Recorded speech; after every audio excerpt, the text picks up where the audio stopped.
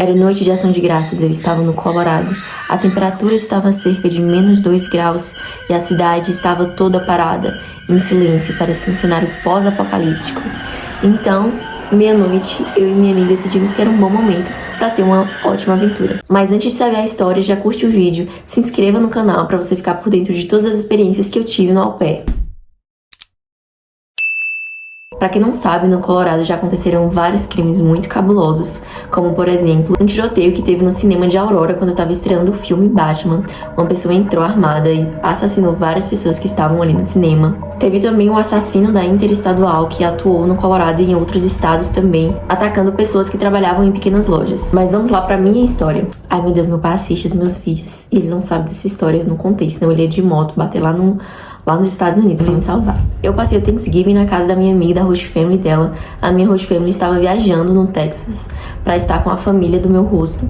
Então eu estava ali, né, procurando um lugar pra não ficar sozinha e eles ficaram com pena de mim, porque eu ficaria sozinha. Mas eu fui pra casa dessa amiga, lá também não tava cheio, tava só os rostos dela e as 3 crianças e só tava eu ali de intrusa, de convidada mesmo. Tivemos ali o nosso almoço bonitinho com as comidas típicas de Thanksgiving, que estava maravilhoso, estava ótimo, mas o dia foi assim, meio parado, né, meio chato, não tinha muita coisa pra fazer, não tinha muita coisa pra fazer na cidade também. Então eu e minha amiga só ficamos ali de boa, acho que a gente tirou até um cochilinho durante o dia, bem provável. Minha amiga precisava de um sapato de neve, então a gente resolveu sair pra comprar esse sapato e decidimos que depois iríamos no cinema. Então esperamos ali até o horário de ir pra essa loja e convidamos também outra amiga que não tava com a gente naquele momento pra ir também para o cinema. Nós duas fomos ali até aquela loja, procurar aquela loja que ela tinha olhado na internet que estava aberta. Quando chegamos nesse local, tava tudo deserto, não tinham lojas abertas e, na verdade, a localização estava dando no lugar errado. Então eu falei com minha amiga, eu acredito que essa loja não está aberta porque a maioria das lojas aqui estão fechadas. Na verdade, todas as lojas estavam fechadas naquele momento.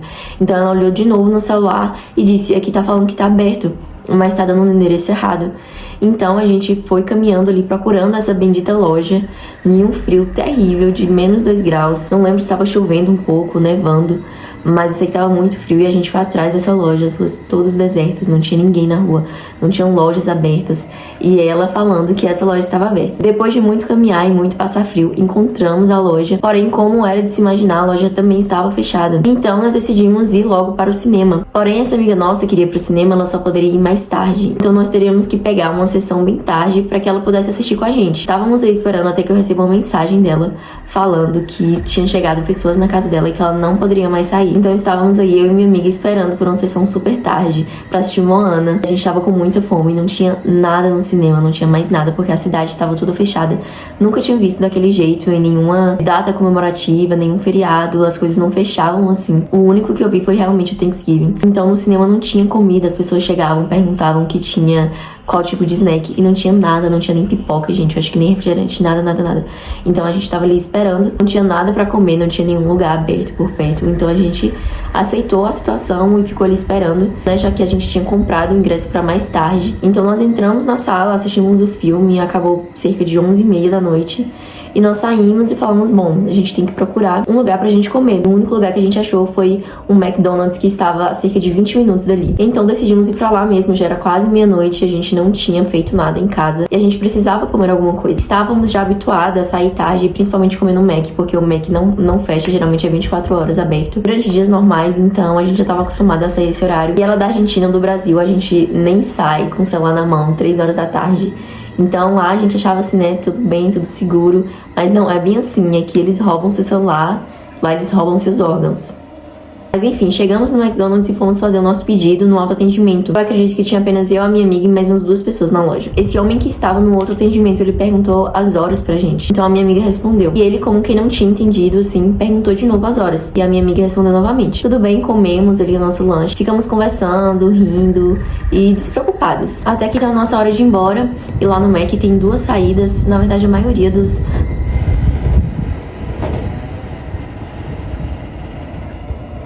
Então a gente tava saindo ali por um lado, esse homem tava vindo atrás da gente também, supostamente ele teria terminado o lanche dele e estava indo embora. Então minha amiga se deu conta que o nosso carro na verdade estava do outro lado e não faria sentido a gente sair por aquela porta. Então a gente falou, vamos voltar. Quando a gente tava na porta já pra sair, a gente voltou pra ir pra outra porta. E então esse homem veio atrás da gente. Nossa, olhamos assim uma pra cara da outra. E naquele momento a gente sabia que tinha alguma coisa errada. Não comentamos nada, não falamos nada, afinal de contas ele estava atrás da gente. E estávamos indo em direção a outra porta e ele vindo atrás da gente também. Eu só falei, vamos no banheiro. Puxei ela e fomos pro banheiro. Nesse momento ele mudou de direção e foi em direção ao banheiro também. E entrou no banheiro em frente, no banheiro masculino. E a gente entrou no banheiro feminino. E lá dentro a gente falou, esse cara tá seguindo a gente, tem alguma coisa muito errada aqui. Ele tava seguindo a gente na saída, a gente foi pro outro lado, ele seguiu a gente.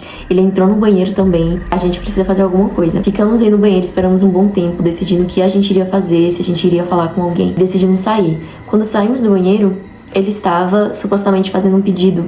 Fazendo um outro pedido, né? Ele estava indo embora, mas agora ele está fazendo um novo pedido. E então, nós fomos deixar a loja mais uma vez. Ele abandonou o pedido dele e saiu atrás da gente. Entramos no carro e ficamos ali parados, eu travei as portas.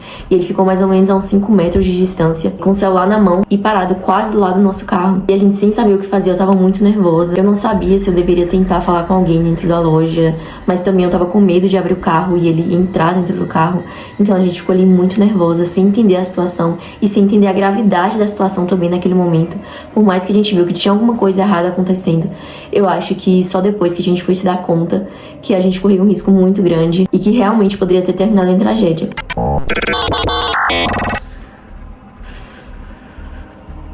Oi, Natália que tá editando, desculpa.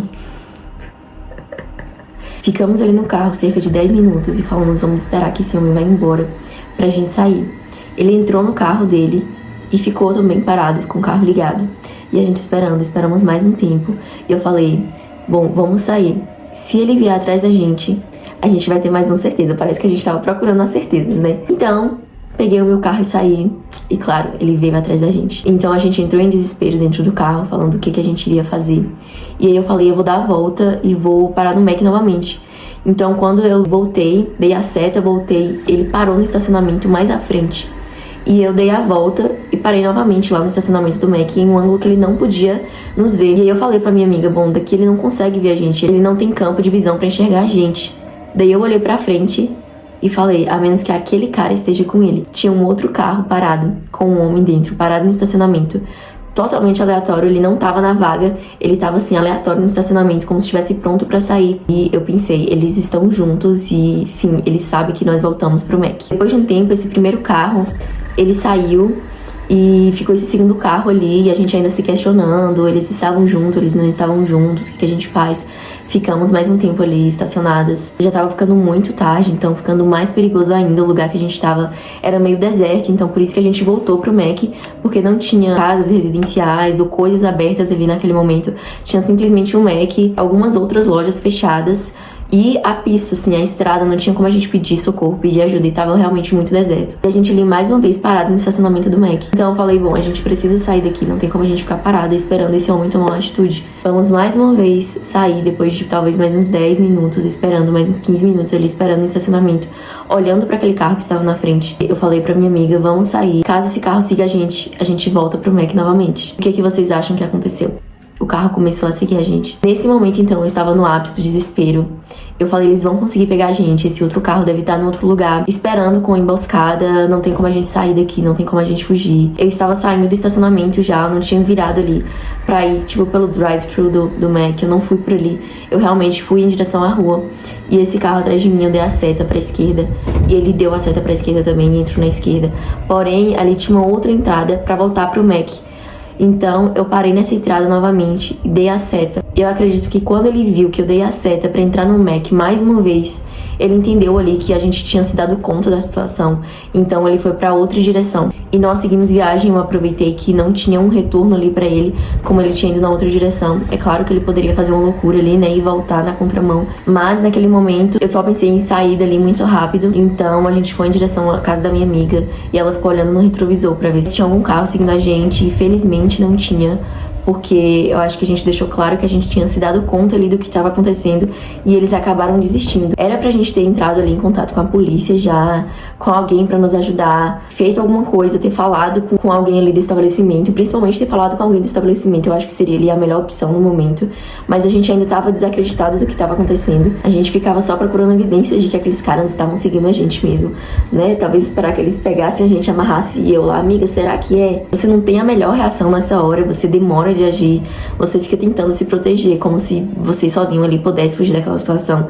Felizmente, né, eles se deram conta e desistiram, mas a gente teve certeza que eles iriam fazer alguma coisa com a gente. E depois a gente refletindo ali como tudo tinha começado, se ele ficou observando a gente enquanto a gente comia, porque a gente não prestou atenção nisso, a gente tava tranquila, a gente já tinha saído várias vezes à noite. E nunca aconteceu nada, nunca nem a gente passou por uma situação como essa, de ficar com medo de alguém que tinha aparecido, nem nada do tipo, mas aí a gente prestando atenção, a gente se atentou ao detalhe de que ele perguntou a hora. Ele tava bem vestido, assim, normal, não muito arrumado, mas bem vestido.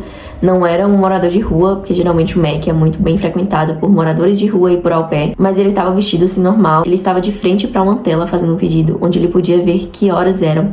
E ele provavelmente tinha um celular, que ele também poderia ver que horas eram, mas ele decidiu perguntar a gente, e ele decidiu perguntar por uma segunda vez. E nós entendemos que aquilo era para ele identificar o nosso sotaque, se a gente era dali ou se a gente era latina, apesar dessa cara aqui, para saber se a gente falava inglês, para entender ali quão fácil seria a presa deles. Mas felizmente essa história não acabou em tragédia, mas poderia sim ter acontecido algo muito grave, porque a gente sabe que é muito comum sequestro nos Estados Unidos, tráfico humano, tráfico de órgãos e todo esse tipo de coisa.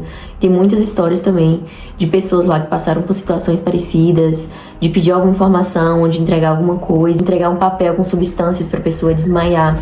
Então isso é muito comum, a gente precisa estar muito atento. Geralmente as pessoas não pedem informação assim, pelo menos no tempo que eu passei lá. Ninguém nunca me pediu informação de horas, de onde é tal lugar. Então não é algo muito comum de acontecer, porque a pessoa olha no celular se ela quer o endereço de alguma coisa. Ela olha no celular e procura ali. Então não é algo muito comum uma pessoa estranha se aproximar, de fazer perguntas, independente se seja homem ou mulher, se tiver com criança ou não. Fique muito, muito, muito atento, porque isso pode sim ser uma tentativa de sequestro. Bom, essa foi a minha história de como quase fui sequestrada nos Estados Unidos. Depois disso eu fiquei muito mais atenta e fui muito mais cuidadosa. E que isso sirva de alerta pra vocês. Não é porque lá não tem roubo de celular, não tem assalto, é a luz do dia, que não é perigoso. Então fiquem sempre atentas, tomem muito cuidado. Estejam espertos com estranhos e não receba nada de ninguém, papel, cartão, porque isso pode estar contaminado e o fim pode ser muito trágico. Se você achou essa história interessante, já deixa o seu curtir, se inscreva no canal pra ficar por dentro de outras histórias interessantes aqui que eu vou estar postando também. Assista aqui os outros vídeos do canal também e veja o porquê que eu desisti do programa de au pair, pra você ficar por dentro da minha história. E aguardo você no próximo vídeo. Tchau, tchau!